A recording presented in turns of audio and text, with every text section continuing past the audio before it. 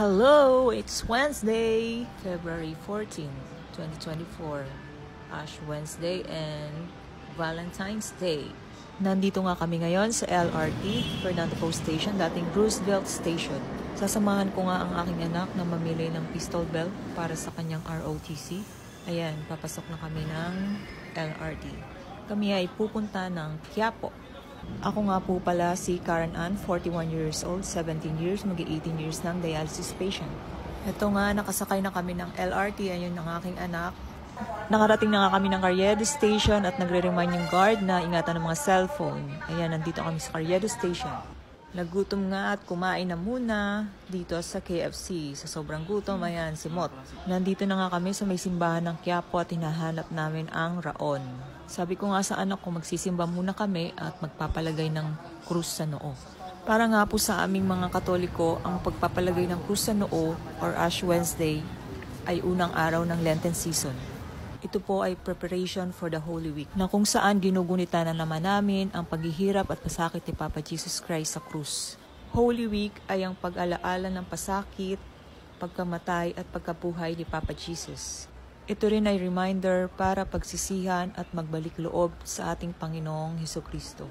Ako nga po ay isa sa mga deboto ni Nuestro Padre Jesus Nazareno.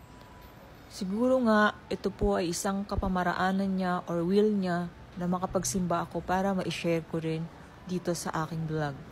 Kasi wala naman po talagang plano na pumunta ng Quiapo at nagkataon din talagang nangangailangan yung anak ko ng pistol belt.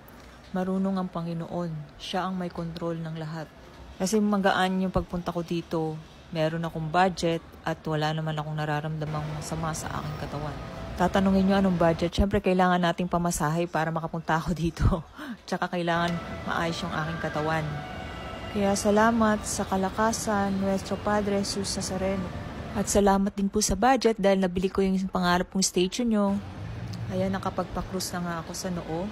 Sabi nga po sa Genesis 3:19, "For you are dust, and to dust you shall return." Ito ay umpisa na rin ng pag-fasting at abstinence ng mga Katoliko. Pwede rin daw pong magpakrus sa noo kahit hindi Katoliko. Depende na lang po yan kung gusto ninyo. At dahil nga nakakita tayo ng nakakaaliw na bibe, ayan, kasali na tayo sa Bibi Squad. And it's picture taking dito sa Basilica ng Nazareno bago umuwi. Nandito na nga kami ulit sa LRT, pauwi na kami. Ayan, nabili na rin niya yung kanyang pistol belt. Ayan, nasa jeep na kami, ayun yung bibi ko. Wala kayong pake. At pagkatapos niyan, dumaan nga muna kami dito sa may Mercury para bumili ng gamot. Ayan, may pa-valentine sila sa Mercury na kasisigurong gamot ay laging bago. At nakauwi na nga ako ng bahay at nagutom na ang ating kagandahan at napagod. Ayan. Salamat sa panonood sa aking vlog. Hanggang sa muli, kain tayo. Happy Valentine's sa lahat. Thank you, bye!